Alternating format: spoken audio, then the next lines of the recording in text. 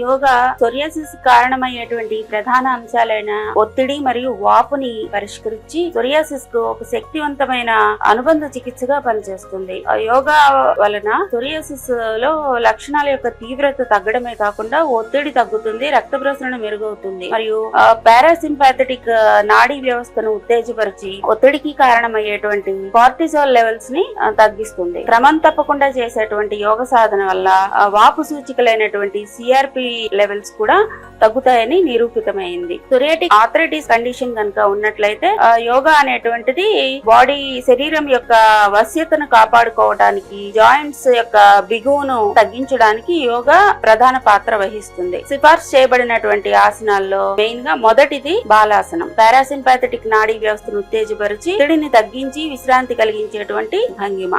భుజంగాసనం ఛాతిని తెరచి రక్త ప్రసరణను మెరుగుపరిచి వ్యాధి నిరోధక వ్యవస్థకు తోడ్పడుతుంది. విపరీతకరణి ముఖానికి మరియు తలకు విశ్రాంతినిచ్చి రక్త ప్రసరణను మెరుగుపరిచే శక్తివంతమైనటువంటి పునరుజ్జీవన విలోమ భంగిమ. నెక్స్ట్ హేతుబంధాసనం హార్మోన్ల అసమతుల్యతను సరిచేసి ఒత్తిడిని తగ్గించేటువంటి భంగిమ. రక్త ప్రసరణను మెరుగుపరిచి ఒత్తిడిని తగ్గించి శరీరం యొక్క హోమియోస్టాసిస్ ని మెయింటైన్ చేయడంలో ముఖ్యమైనవి ఆసనాలు పవనముక్తాసనము, హస్తపాదాసనం, జానుశిరాసనము, త్రికోణాసనము ముఖ్యమైనవి. సోరియాసిస్ లో శ్వాస పద్ధతులకు వచ్చేసరికి భస్త్రిక ప్రాణాయామం అత్యంత ఉపయుక్తమైనటువంటిది. అనులోమ విలోమ ప్రాణాయామము దీనివల్ల శక్తిని సమతుల్యం చేసి శరీరం అంతటా వాపును తగ్గిస్తుంది. అదే విధంగా శీతలి ప్రాణాయామం సోరియాసిస్ లో ఉన్నటువంటి వేడిని తగ్గిస్తుంది, ఎరుపును మరియు మంటను తగ్గిస్తుంది. తీవ్రమైన యోగ సాధన వల్ల సోరియాసిస్ లో అధిక చెమట కలిగి శరీరం యొక్క మడతల్లో కాకు కలిగి ఇన్వర్స్ సోరియాసిస్ కి దారి తీయవచ్చు. కాబట్టి